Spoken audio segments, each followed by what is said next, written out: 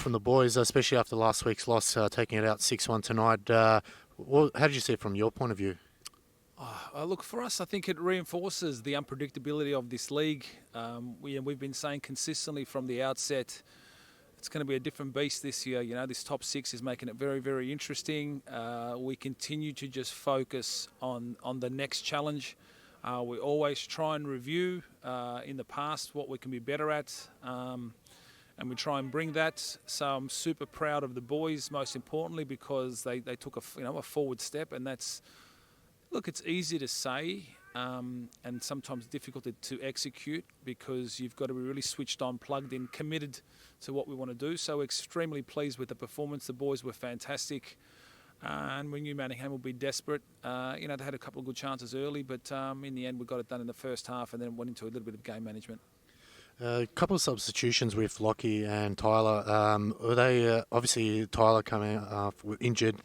What was the word with Lockie and give us an update on Tyler as well? Look, the whole group of Warriors, they try and give us everything they can. TJ obviously has got a knee issue, so we're not sure how that's going to go, and we'll assess that. Lockie was the same; he was feeling something, so. The game situation allowed us to sort of take those opportunities to assess the boys. The boys that came in, did well. The squad's getting an opportunity, but as I said, we've just got to keep looking forward. Massive game next week, huge, and then 6 more after that. You mentioned next week we got Bentley here. What sort of a week are you looking at with the boys? Do you keep the message consistent, the same as what it's been over the last couple of weeks, or are you trying to change it up a little bit? Look. For us, I think if we do our work in the pre-season, we do our work in the first part of the season. The boys know what's required, so we're not going to change the message.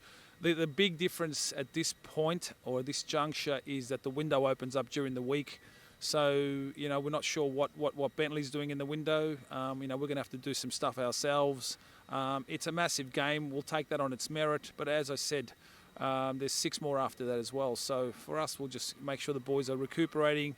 They've got real clarity on what we expect, both from a psychological perspective and from a physical perspective, and give it everything we've got. And let's see where it gets us next week. Also, I just want to touch on Luke Lofts. What a performance from him tonight. How do you keep suitors away from him? How do you keep him in this team? Because he's a vital clog that makes everything work. He was superb tonight. How did you rate his game? Yeah, Luke's an outstanding footballer. Just a seriously great bloke. We don't try and retain our players in the lead up to the window. Every interaction we have with our group from day one is about providing the right culture, the right environment, the right way for them to achieve their best ever. And that's been a motto for us from day one, is to try and, no matter who we are, whether we're at board level, whether at staff level, whether we're at team level, it's about delivering our best every year. I'm super proud of what Lofts has got. He's plugged in. He's a great kid, but he's just so well supported by the players around him. So for us, Luke, he's got to take that on board, and hopefully he just gives us a bit more now going forward for the next 6 or 7 games. Well, congratulations and good luck next week. Thanks, Alex. Thank you, Eric.